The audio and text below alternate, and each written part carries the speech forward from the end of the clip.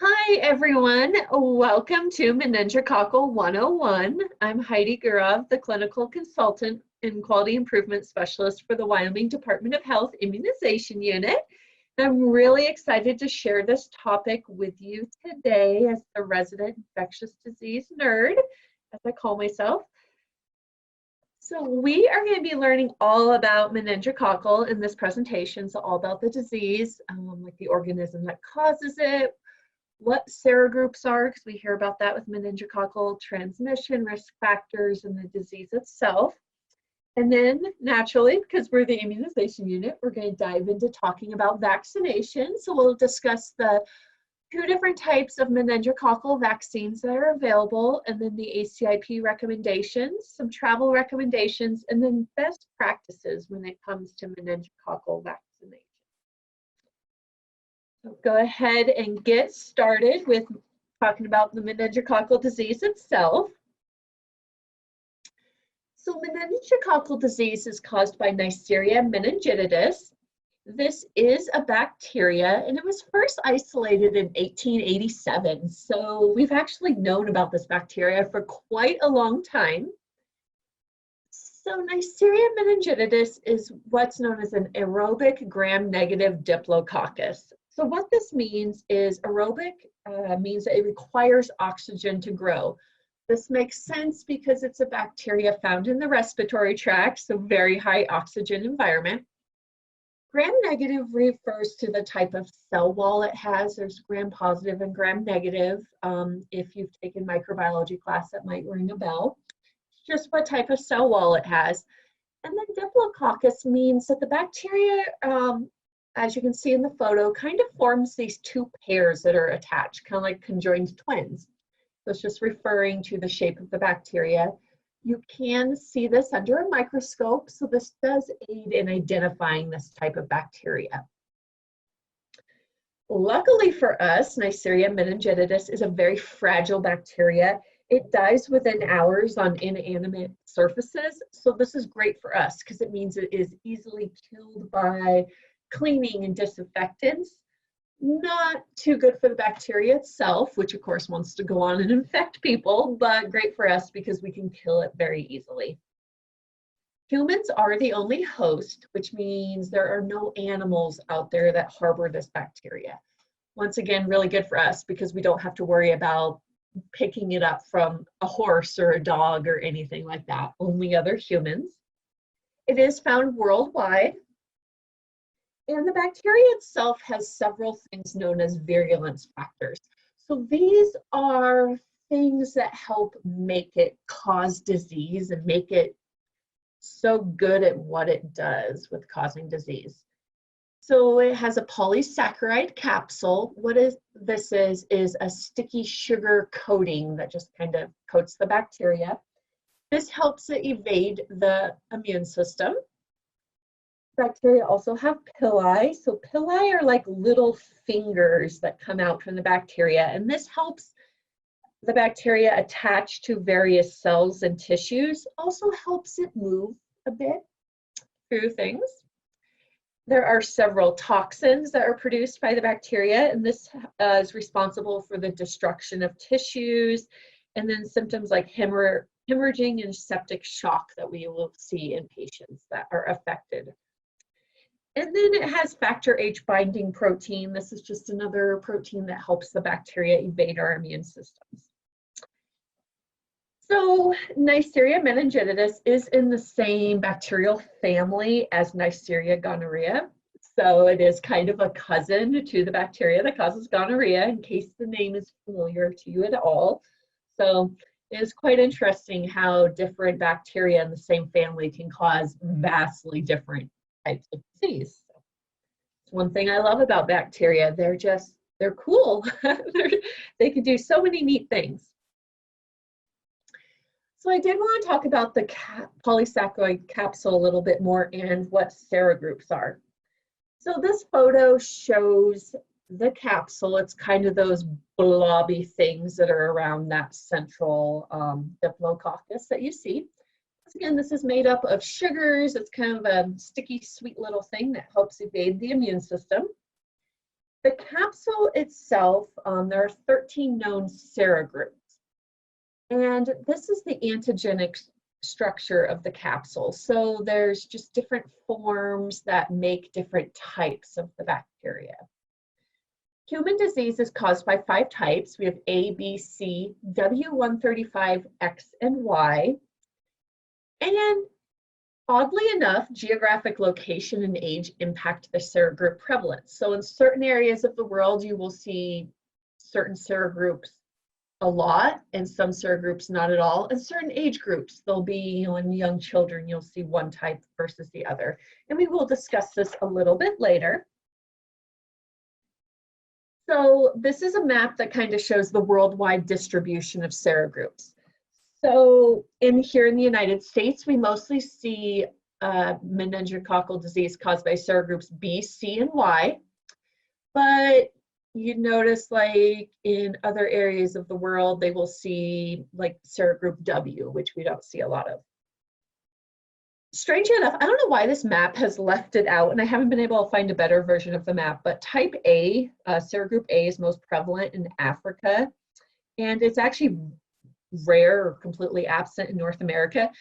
But there's so much serogroup A disease, it actually forms what's known as a meningitis out in sub-Saharan Africa. Kind of stretches right across the top third of Africa.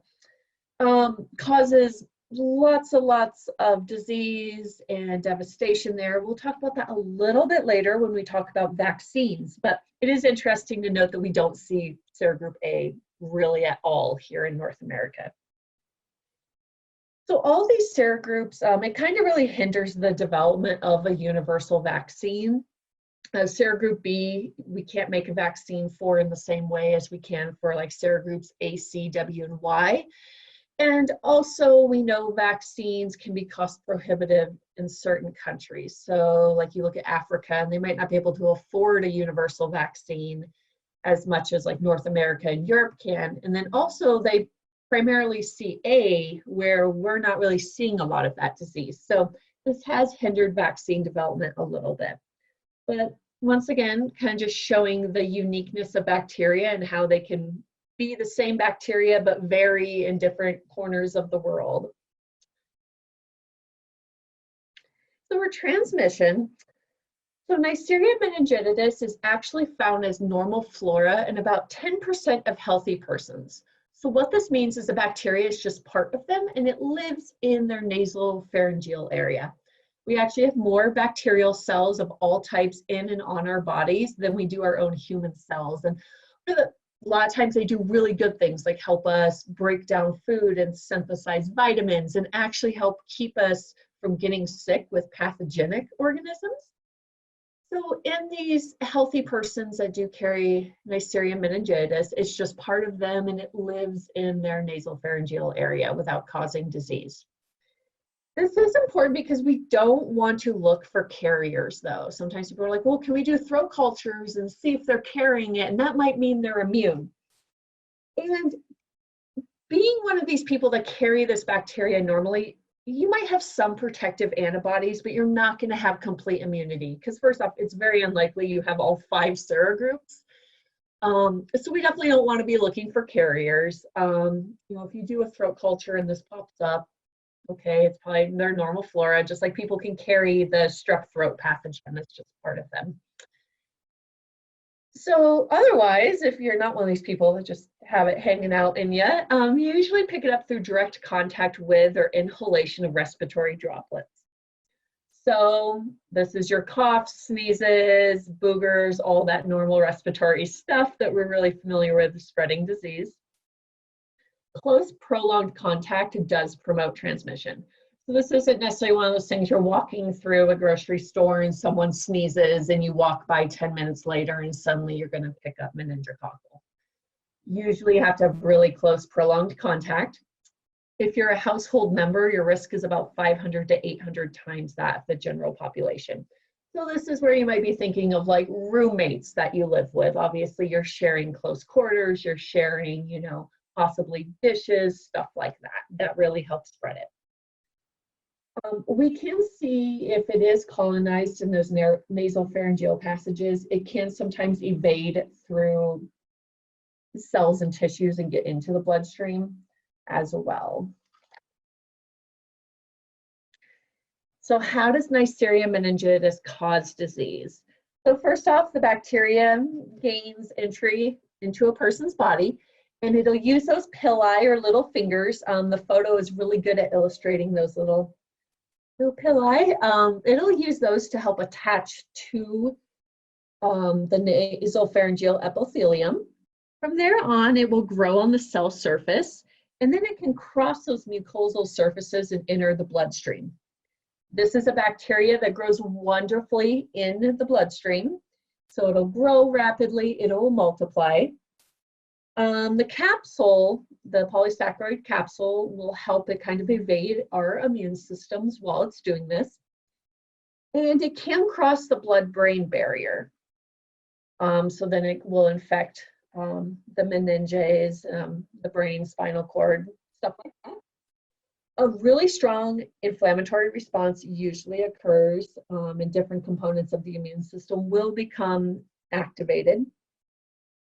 And then Neisseria meningitis uses things like outer membrane proteins and toxins to cause damage to blood vessels and peripheral tissues, and you can see hemorrhaging, shock, and multi-organ failure from this. So, and that can actually be spurred on by your immune system's own inflammatory response as well.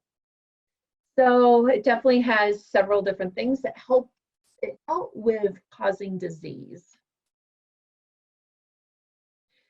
So with like most infectious diseases, there are certain risk factors that will put you at higher risk for contracting disease. So one of these for meningococcal is age. We see the highest rates of meningococcal disease in those less than 1 year of age. This is very common, like with most diseases, because when you're so young and you're a baby, your immune system is still developing and trying to build up all those antibodies and maturing to have the full immune system response. We do see a second peak in 16 to 23-year-olds, so those young, healthy, invincible adolescents.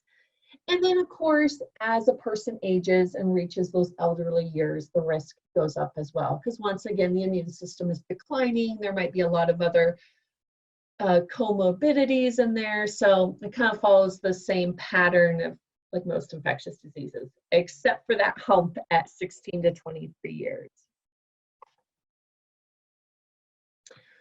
We do see certain serogroups prevail at different ages.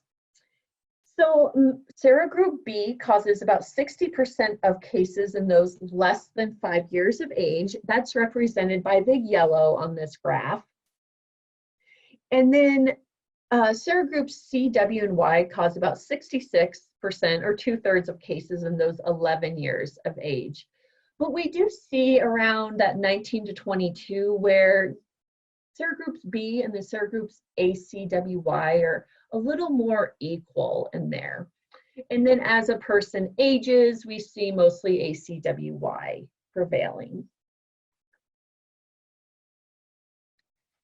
So aside from age, there are other host risk factors that do put you at greater risk.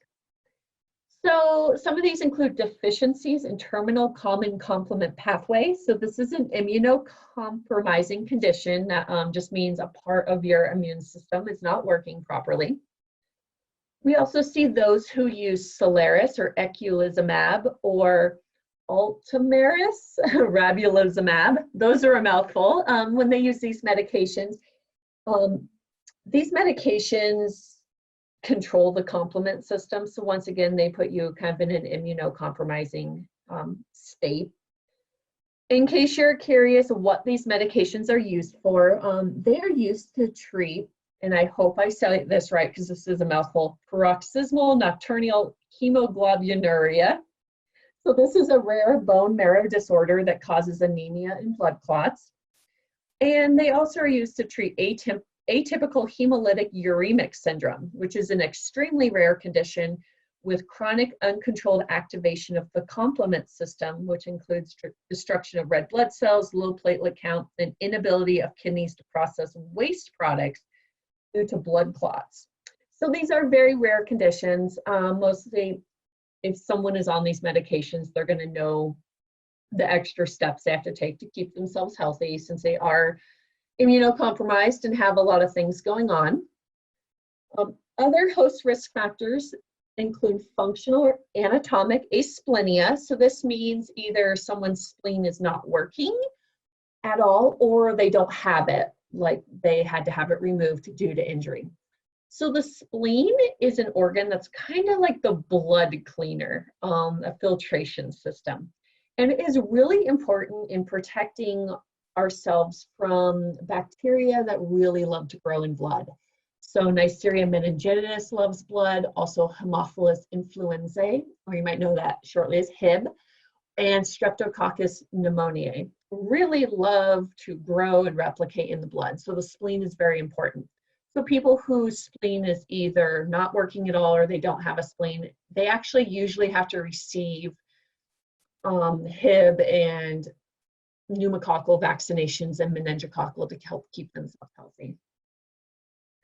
Like with anything, underlying chronic disease always puts you at higher risk for infections. This can include things like diabetes, also HIV infection, because naturally your immune system is not working to its full capacity, and then different genetic factors.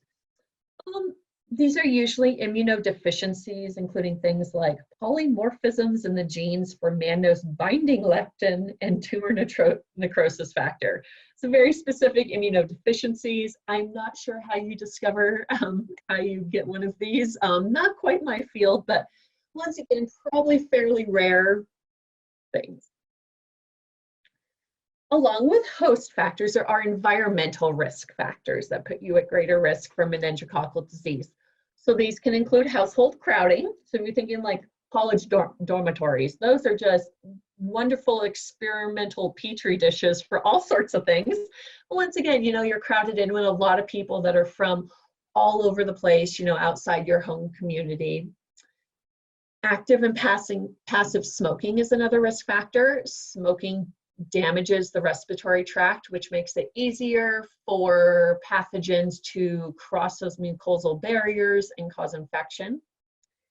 This is an interesting one. Binge drinking and bar patronage is a risk factor. There's been some research into this. I'm not sure if it's mostly just because of the behaviors that might occur when you're binge drinking, but they have identified it as a risk factor for meningococcal disease. We also see a preceding viral infection. Once again, when you have a cold or the flu or something like that, it really damages the cells of your respiratory tract. Once again, this makes it easier for another pathogen to come along and enter and cause infection.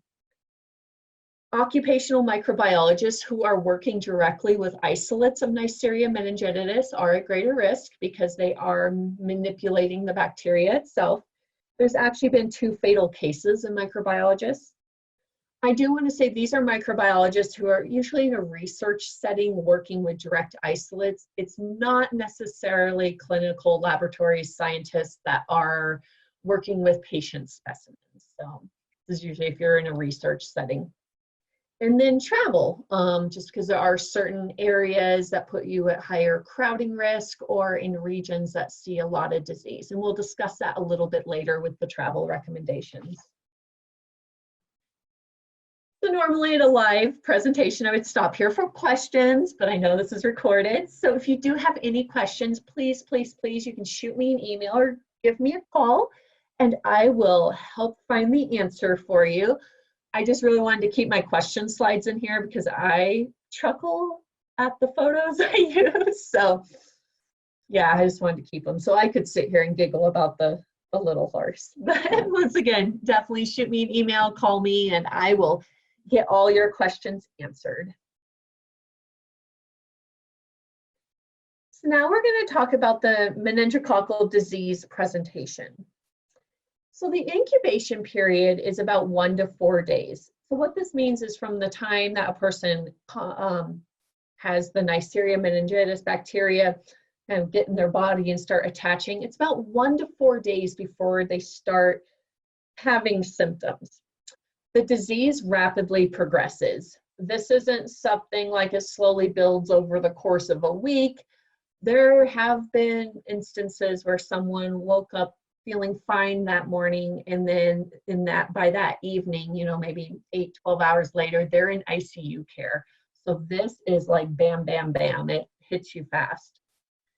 Meningococcal disease is reportable in all states, which means it needs to be reported to the state health department. It's a reportable disease. Like with most things that have a respiratory transmission pattern, we do see cases peak in January and February. This is, of course, you know, very typical. You're inside, you're not outside as much.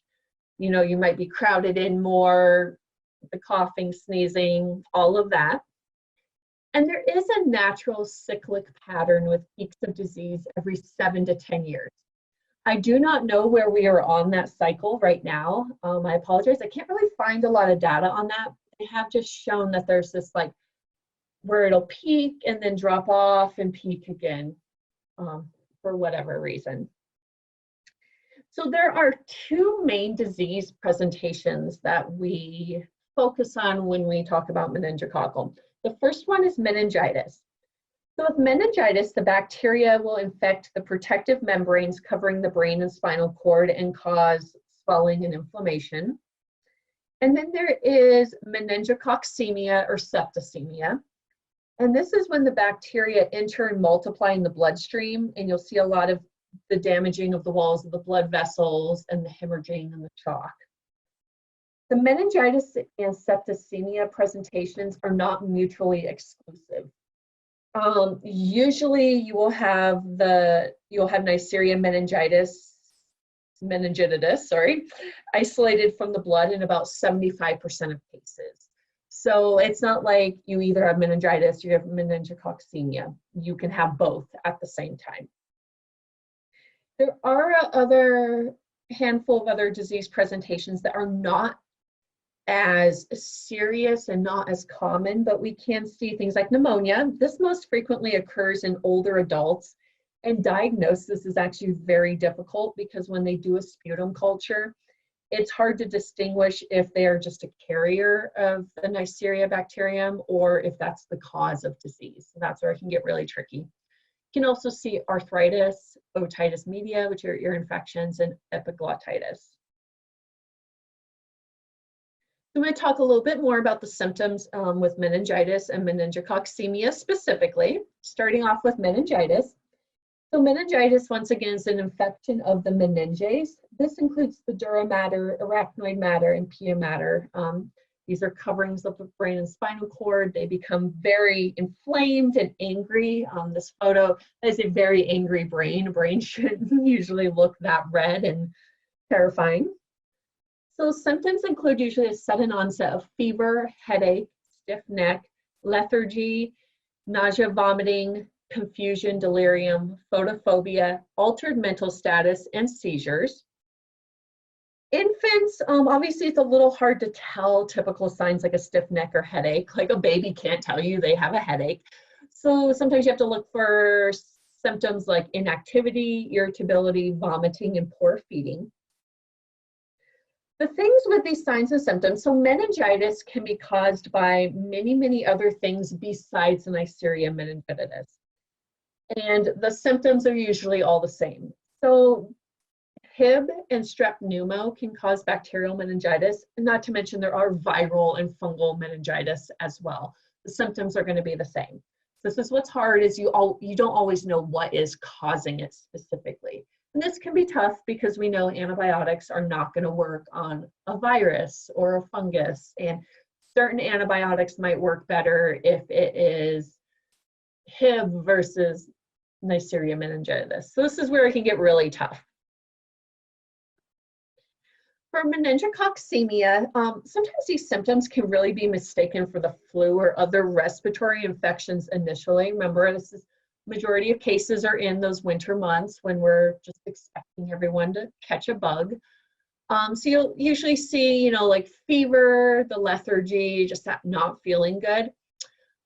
But you can also see a petechial or purpuric rash. This is that dark purple rash that you see, especially in that middle photo on the slide.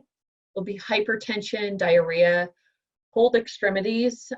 This is usually like a sign of shock, you know, as the body shunts the blood away from the not so important parts of your body. Rapid breathing, limb, joint, and muscle pain, shock, acute adrenal hemorrhage, and multi-organ failure. You want to say something about the rash. So there is this really unique technique that you can use to maybe help identify if this is a meningococcal rash. So it's called the tumbler test. So what you do is you take a clear glass or tumbler and you press it against the rash.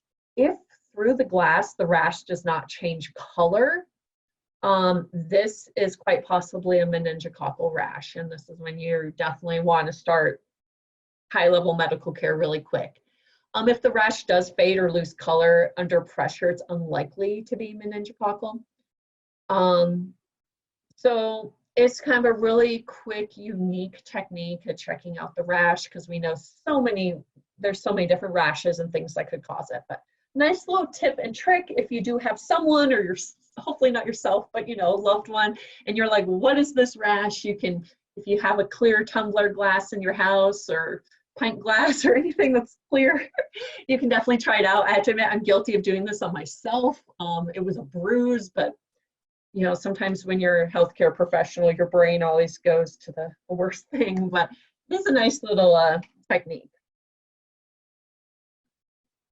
So diagnosis and treatment. So the gold standard of diagnosis is isolation of Neisseria meningitidis from a normally sterile site. So things like cerebral spinal fluid and blood should never, ever, ever have any organism growing in it. These are sterile parts of our body. So obviously, if you're isolating Neisseria from that, you got a problem. So a quicker technique is like you take the spinal fluid, usually through like maybe a spinal tap, and you can do a gram stain. This is a laboratory procedure that stains the fluid, and then you can observe it under a microscope. And what you're looking for here is a gram-negative Diplococcus in this case. Of course, then you will culture it. The hardest thing about culturing something is you do have to allow the bacteria time to grow. Culturing is not a fast procedure. Usually you're looking at about 48 to 72 hours turnaround time. And unfortunately, in the case of meningococcal disease, you sometimes don't have 48 to 72 hours to wait for something to grow in the Petri plate.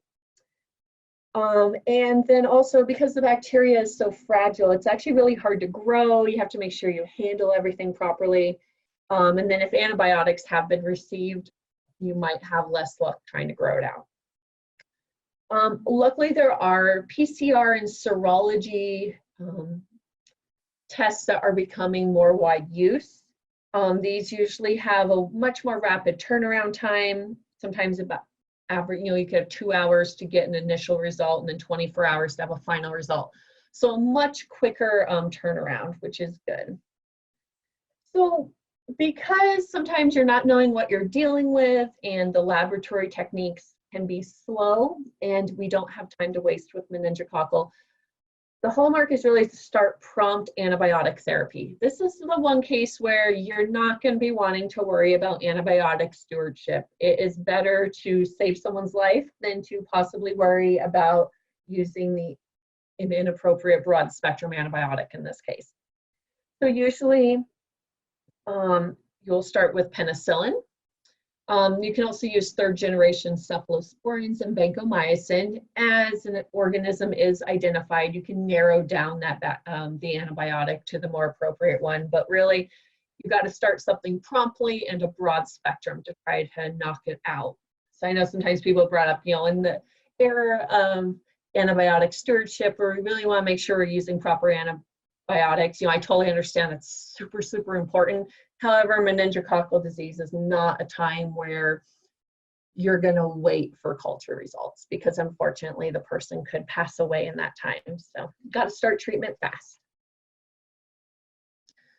So how do we gain immunity to meningococcal disease so we don't have to worry about all this? So you can get partial immunity from infection. That is, if you survive.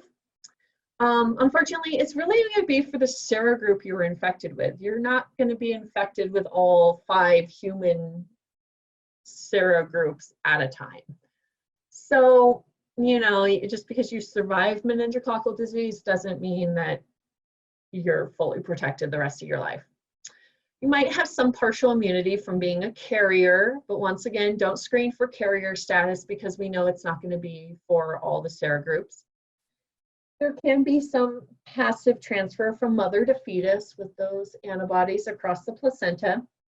And then there are cross-reactive polysaccharides from other bacteria that can help out. So if you're infected with a different type of bacteria, it might cross-react a little bit. However, like I said, all of this is partial. It's not going to be complete, long-lasting, good immunity. So our best bet, which is why we're even talking about this today, is vaccination. So meningococcal disease has quite the huge impact. It's a pretty devastating disease. So about 1 in 10 people with meningococcal disease will die despite treatment. So this is despite, you know, first world ICU care with all the medical technology we can throw at them, they're going to die. 4 in 10 who have the meningococcemia presentation of disease will die. If you do survive meningococcal disease, about 1 in 5 survivors will have long-term disabilities. This can include hearing loss, neurologic damage, loss of limbs, scarring, and kidney damage, and so on. So these are pretty severe disabilities. We're talking about a complete change in how they function in life. You know, might have been used to walking around and suddenly you have no legs. You might be deaf now. Like these are hardcore impacts. In 2018, there were 330 cases in the United States. So this is a pretty rare disease. You know, it's not causing 1 million cases a year. However, the consequences of it are pretty severe. And we saw about 39 deaths in 2018. Annually worldwide, there's about 1.2 million cases.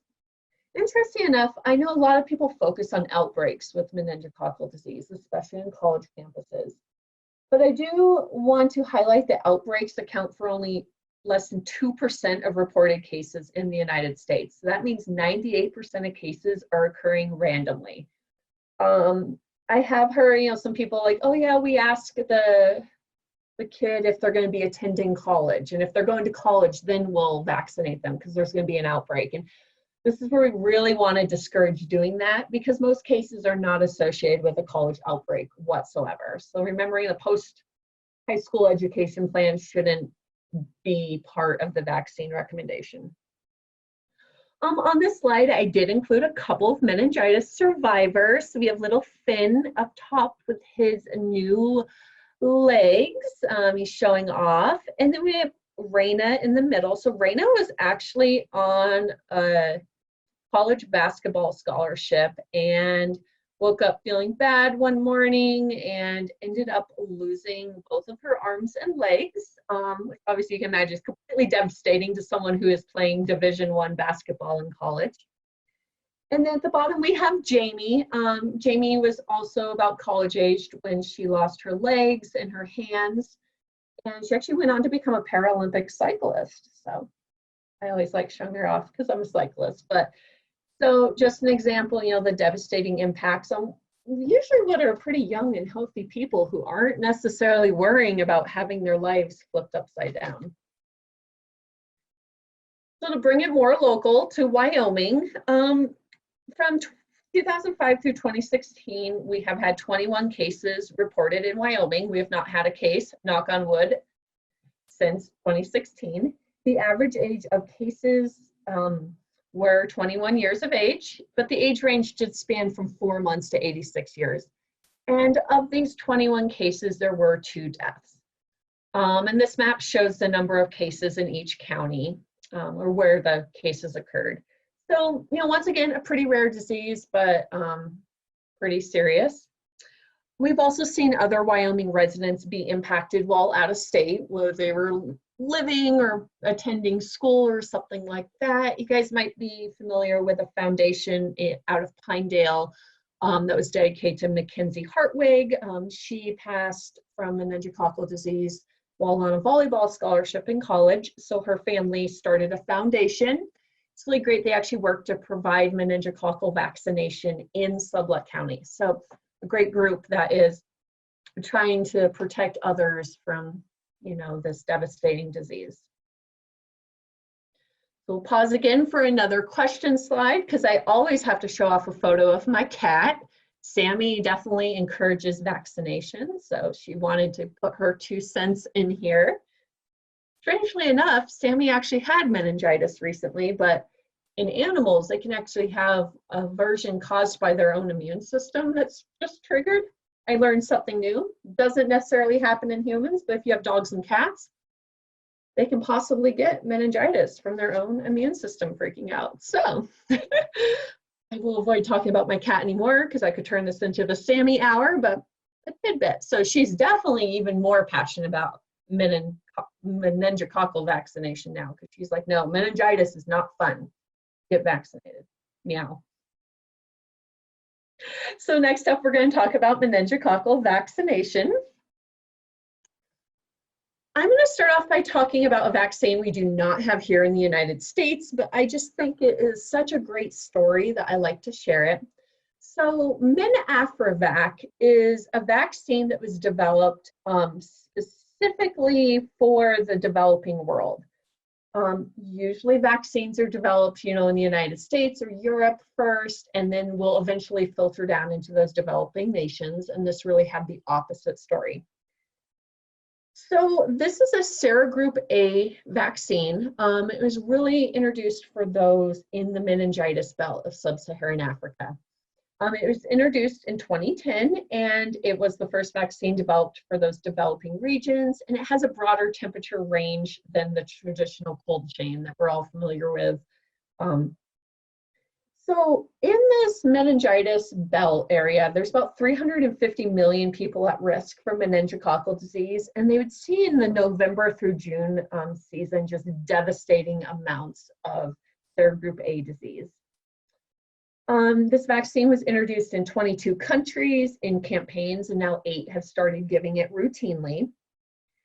So in about the mid-90s, there would be about 250,000 cases with about 25,000 deaths annually from serogroup A disease.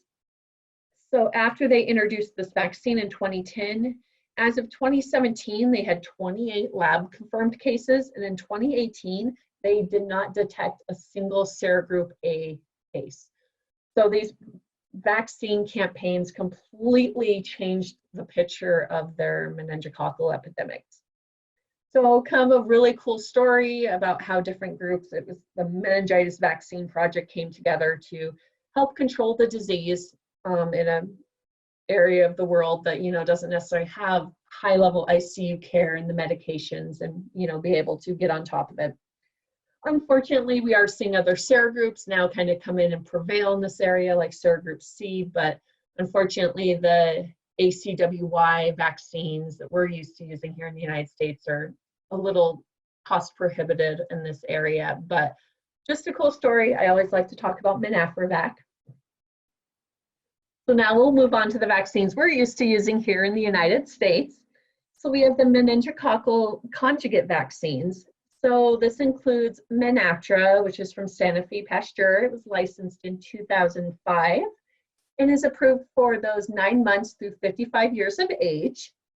It has an efficacy, which means how well it works, of about 80 to 90% in adolescents and 70 to 90% in adults. We also have Menveo, which is a GlaxoSmithKline product licensed in 2010. It is approved for those 2 months through 55 years of age with an efficacy of 70 to 90% in adolescents and 70 to 90% in adults. Both of these vaccine products are inactivated, which means there's nothing living in them that can cause disease. And they're given through IM injection. These vaccines do see a waning immunity about 3 to 5 years post-vaccination, so booster doses are recommended. And antibody titers after a booster dose are usually far higher than that first dose, which is very typical with inactivated vaccine products. If you're interested in learning more about that, I do have a session called The Big Wonderful Immune System that you can listen to, and we kind of talk about why certain vaccines, like inactivated vaccines, require booster doses. Side note. It is preferred that the same brand is used for all doses, but if that is not possible, it is okay to give a dose to age 11 of Menactra and for them to receive Menveo at age 16. The other meningococcal vaccine products we have available are for serogroup B. So we have 2 of these as well. So we have Trumemba by Pfizer, which was licensed in 2014 and is approved for 10 through 25-year-olds. This is a 2 or 3 dose series depending on indication. So if it is a young, healthy adolescent, nothing going on medically, it's a 2-dose series given at 0 and 6 months. But if they have an immunocompromising condition, it is a 3-dose series given at 0, 1 to 2, and then 6 months. The next vaccine is Bexsero by GlaxoSmithKline. This was licensed in 2015 and is approved for 10 through 26-year-olds. This is a 2-dose series given at 0 to 1 month of age with an efficacy of 60 to 90%. And I apologize, Trumemba's efficacy is 80%. These are both inactivated vaccines given through IM injection. I will say, since these are multi-dose series, they are not interchangeable. So you must complete the series with the same vaccine product. Otherwise, you're going to have to, like if they get 1 dose of Bexsero, the 2nd dose is Trumemba, you either have to give a 3rd dose of one, of the other at the appropriate intervals. This is where it can be important to use things like the wire, where you can look up to see what their previous dose was to make sure you're administering the correct vaccine product. So why are there 2 different vaccines? Why do we not have a meningococcal ACWY and just make it easy? Because we know teenagers don't like shots. So ACWY vaccines use that polysaccharide capsule as the antigen in the vaccine. Unfortunately, the serogroup B capsule it's not as immunogenic, which means it doesn't stimulate the immune system as well as the ACWY capsule. So MenB vaccines utilize that factor H binding protein as the antigen in the vaccine. So meningococcal ACWY vaccines provide no protection against MenB serogroup and vice versa. The great thing is both of these vaccines can be administered at the same time. So it's great when someone is 16, you can hit them with both. And it's important to remember that serogroups B, C, and Y are the prevailing serogroups in the United States. So 2 vaccines are needed for full protection in that person. So if you're only giving ACWY, you're kind of leaving them halfway protected. So next we'll talk about the ACIP recommendations. So I always like to talk a little bit about the FDA licensing versus the ACIP recommendations because sometimes they can differ. So FDA licensing means that a vaccine is approved by the Food and Drug Administration, and this can take years, even decades to occur. So this is all the research, the clinical trials, so phase 1, 2, 3, and it's when you're looking at the safety and effectiveness of the vaccine and studied in both animals and then on to human trials. So this is the license that allows the product to be used and sold in the United States. The ACIP is the Advisory Committee on Immunization Practices. They are our committee of vaccine and science medical experts that is part of the CDC that makes all the vaccine recommendations for the United States. They're the ones who update the schedule, recommend vaccines, the dosing, all of that. ACIP recommendation occurs after the FDA license, and it considers things like costs and benefits. So is it cost effective to do population-wide vaccination with this product? And from this, they determine which groups of people would benefit most from the vaccine and on what schedule it should be given. This is where it can differ from the FDA license sometimes. So first I'll start with adolescents, since they're our main focus for meningococcal disease vaccination. So for ACWY vaccines, so Menactor or Menveo, the recommendation is all 11 to 12-year-olds should be vaccinated with 1 dose. And then all 16-year-olds should be vaccinated with 1 dose. This is the strongest recommendation that ACIP makes. It means everyone in the population at those recommended ages should receive this vaccine. For the MenB vaccines, Trumemba and Bexsero, the recommendation is all 16 to 23-year-olds may be vaccinated with a complete series, preferably at 16 to 18 years old. Healthy persons who receive their first dose of ACWY at or after 16 years of age do not need a booster unless they become at increased risk. And routine vaccination is not recommended after 21 years of age. So you might notice there's a difference in the language between should and may be vaccinated. So MenB vaccines have what is known as a shared clinical decision-making recommendation. So this recommendation means that the vaccine should be recommended kind of in the capacity of a clinician and patient conversation, where the provider, clinician talks about the vaccine, and then it's decided, with the parent, guardian, patient, if they want to receive it. It does not mean that you get to completely ignore it and just pretend MenB vaccines don't exist or that you don't need to mention it. But it's a little bit different than that flat out routinely like, hey, you're 16, now you're getting this. It's more of, there's this other product, here it is. So why does it have this weird recommendation? Because I'll admit, shared clinical decision-making can be a little bit of a pain to understand. So first off, the disease burden is low. So this is where kind of that cost effectiveness discussion comes in. And the ACIP decided that more data was needed on these vaccines, such as the impact on carriage rates, herd immunity, and also duration and effectiveness. So it has been shown that MenB vaccines, the antibody titers wane pretty significantly in 1 to 2 years. So these aren't long-lasting vaccines, like we have some vaccines out there that are lifelong. And so they're really awaiting more data. We do have in the immunization unit a great new tip sheet on MenB vaccines and that whole shared clinical decision-making thing. So we will make that link available, and you can take a look at that so you can kind of know key talking points and how to explain this to patients and even yourself. Because like I said, it is a little bit confusing. So for infants and children, I really do refer everyone to the meningococcal footnote of the vaccine schedule.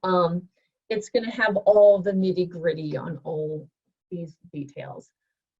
But what it comes down to is that ACWY vaccination is recommended for certain children 2 months through 10 years of age.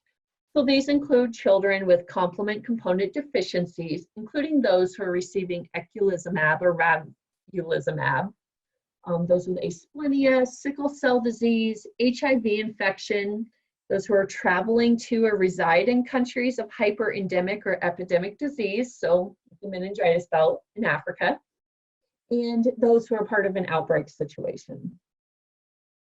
So there are many nations in the world that routinely vaccinate infants for meningococcal disease, but we don't here in the United States.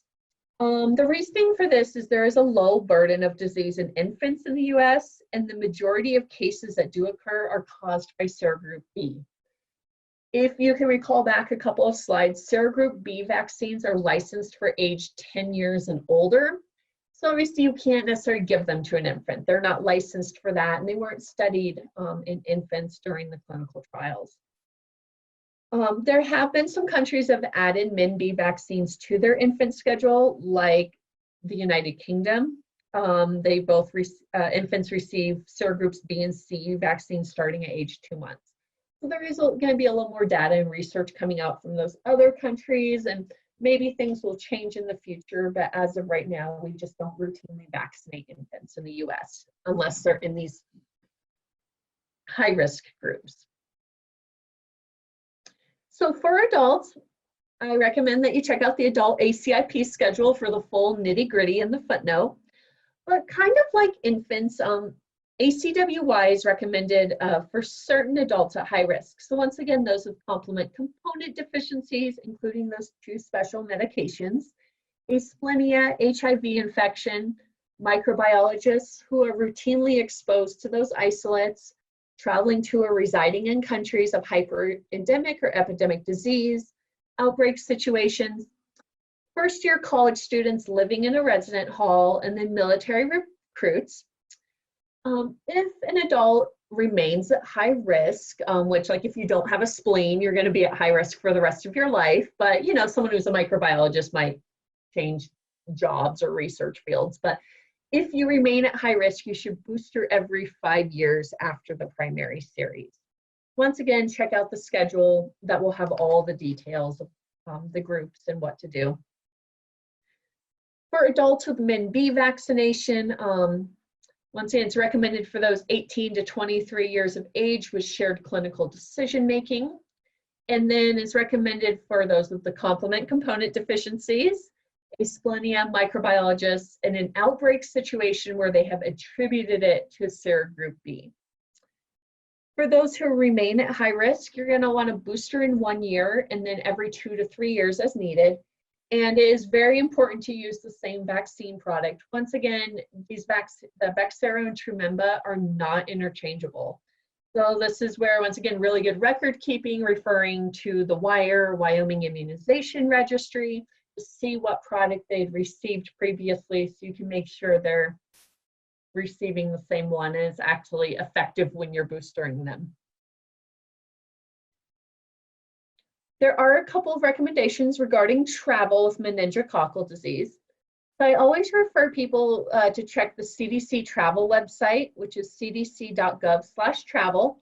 This is a great website where it will tell you, so you can select a country from a drop-down list, like if you know someone is traveling to, let's say, the Sudan, and you can select that and it'll tell you which vaccines are recommended for their travel. So it will tell you if they're recommended for meningococcal vaccine. It is really great because then you're not having to guess or anything. So for the African meningitis belt, meningococcal ACWY is recommended if you're traveling in December through June. And then booster every 5 years if still at risk, like this is someone who is living there long-term or they travel back frequently, like maybe they have friends or family or work, they need to go back there. Serogroup B disease is not seen in this region, so it's not necessary to vaccinate travelers for MenB disease if they're going here, unless they have one of those high-risk conditions that otherwise indicate it, but no travel recommendation. So for the Umrah or Hajj pilgrimages in Saudi Arabia, there is a requirement to receive meningococcal ACWY vaccination no more than 5 years before travel for those 2 years and older. This is required, and you will have to have proof of this in order to obtain your visa from the Saudi Arabian government to come for these religious pilgrimages. So this takes some planning because you have to receive it at least 10 days before travel, so you have time to build an immune response. But yeah, if you have any, whether it's yourself or patients, or if they're going to be traveling for this, knowing that you're going to need this ACWY vaccination for your visa into Saudi Arabia. Once again, another question slide. So shoot me any emails or give me a call if you have questions. Next, we're going to wrap up with talking a little bit about meningococcal vaccination rates and some best practices around recommending the vaccine. So this slide shows the Wyoming meningococcal ACWY vaccination rates for calendar year 2019. These rates do come out of the WIRE. So overall in Wyoming, 54% of 13-year-olds have received one dose of meningococcal ACWY. Remember that this vaccine is recommended at ages 11 to 12, so they should have that one dose by age 13. And then it also shows 2 doses by age 17 because that second dose is recommended at age 16, and 26% of 17-year-olds in Wyoming have received 2 doses. So unfortunately, Wyoming leads the nation in being 50th in our meningococcal vaccination rates. We struggle in Wyoming with our adolescent vaccines that are not required for school. So Tdap does fairly well, but with meningococcal and HPV, we're always near the bottom. And I'm sure we could sit here, we could have a whole probably hour discussion on why our rates are possibly so low. So we do have a lot of room to improve in Wyoming. There are certain counties and regions of Wyoming that do better than others. Like you see Albany County, 89% of 13-year-olds have 1 dose. And unfortunately, that can be down to 23% of 13-year-olds in Lincoln County of 1 dose. I would say overall, we have a lot of work to do in the second dose coverage rates in those 16-year-olds.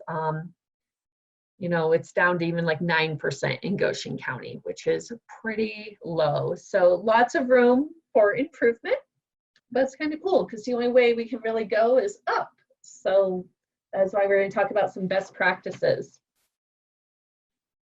So I did want to mention Wyoming school mandates very quickly because some of you might be aware of the proposed changes to the immunization rules for schools and childcare. So we do have proposed rules that are currently in the approval process through the Wyoming Department of Health, making their way through all the approvals and all that fun stuff. In the proposed rules, it would mandate for Wyoming schools that 1 dose of meningococcal ACWY vaccine is received at 11 to 12 years of age, and 1 dose of meningococcal ACWY received at 16 years of age. It is written that this will apply to all students, so there will not be a grandfathered clause. It would be upon school entry, every student would need to meet this requirement. I do not have any updates for you on when this would go into effect, like when the governor would sign it, sign the new rules or anything like that. Unfortunately, as you're well aware, we're in the midst of a global pandemic with another pretty severe respiratory disease, and it's kind of shaken up everyone's lives. So the process has maybe been a little slower than we would have expected, but that is what has happened thanks to COVID-19. But we will definitely communicate any changes out to all of our providers, school stakeholders, and the general public if and when meningococcal ACWY vaccination is mandated in Wyoming. So please be patient. We will share information as soon as we have it. We're kind of in the same boat as you, where we're just waiting through the approval process and all of that, but we promise we won't keep you in the dark, and we'll help everyone get fully prepared to administer the vaccine to our adolescents and get them up to date and protected against this serious disease. So how do we increase our vaccine rates? So most parents are aware of meningococcal disease, but have little knowledge about the actual disease. So most people, I think, kind of like you say meningitis to them and they know it's something serious. Like they might not understand what exactly meningitis is, that, you know, it's an infection of the lining of the brain, and that's understandable, but most people have a vague understanding that it's not something they want or want to mess with. So there are some key talking points that you can use with parents and patients. So this is a rare disease. There's no hiding that. We have disease numbers that show it is rare, but it can be deadly. Increased risk is from the mid to late teen years to the early 20s. Once again, we kind of think of teenagers and early 20-year-olds. First off, they think of themselves as invincible, and yeah, they're young and healthy and, you know, active, or all the stuff that we really don't think about them possibly dying. Disease can result in severe lifelong disabilities. So even though that it's rare, if you do survive it, it's a good chance that your life could be completely flipped upside down, that you're going to have some disabilities and, you know, long-lasting effects to work through. The vaccines are safe and effective, and they're available, and yeah, they've been well studied. Another key talking point is 2 vaccines are needed for complete coverage, so 2 doses of ACWY and then a complete B series. And that our adolescents and young adults are at risk of disease regardless of post-high school education plans. This is not just a college disease. This can affect, you know, those at universities, community colleges, trade schools, those who choose to go into the military or the workforce, or it doesn't discriminate on what you are doing after your high school education, and that's why it's important to vaccinate everyone. A strong provider recommendation is the #1 strategy for vaccine uptake. There is actually solid published research behind this, is that parents look to their healthcare providers to recommend.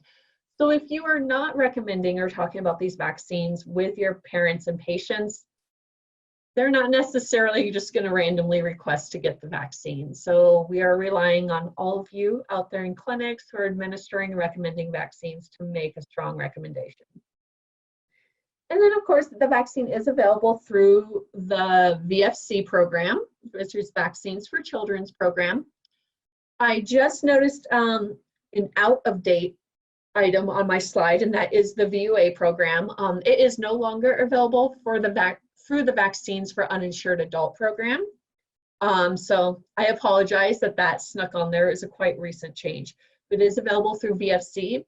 Also, commercial insurance plans are mandated under the Affordable Care Act to cover the cost of immunizations. This does include meningococcal in adolescents. I know sometimes clinics struggle with reimbursement. I have learned sometimes this is because a travel medicine code is inadvertently attached to the vaccination. And as we know, insurance doesn't like to cover travel vaccines.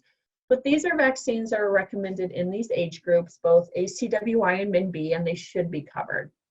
If you do have any issues with insurance and reimbursement, I do suggest you can reach out sometimes to your vaccine account managers that you order your private vaccines through. A lot of the times they have help, like how you can contact the insurance companies, but these should be covered for all patients.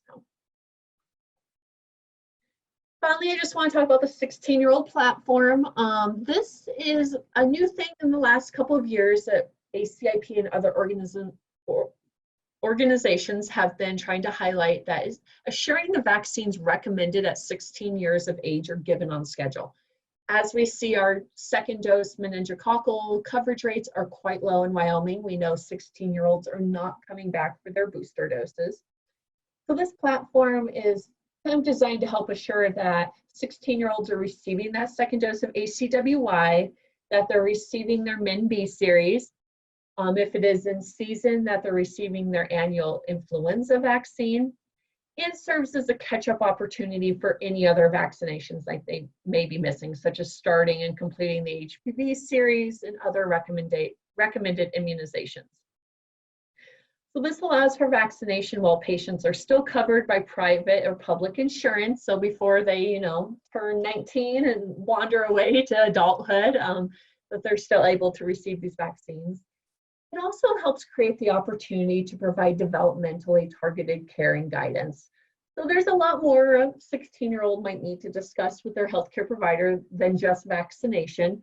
So this can include, mental health, sexual health, all sorts of things. This is why this visit is so important. I know it's hard to get teenagers into the doctor willingly, especially when they're not sick or injured, but it is a great chance for them to be set up for a little bit more success when they enter adulthood.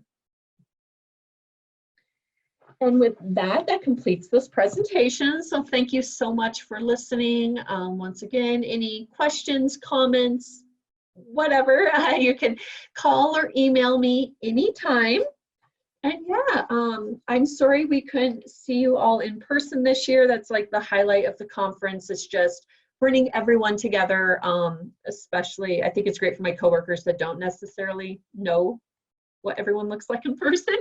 And it's a great chance for me to see everyone outside of site visits and stuff. So it's very unfortunately we couldn't all get together this year, but I hope next year in 2021 we can have a conference and get everyone together. But I thank you so much for listening in on these virtual sessions. And yeah, there are other great ones you should definitely watch and listen to. And yeah, thank you so much.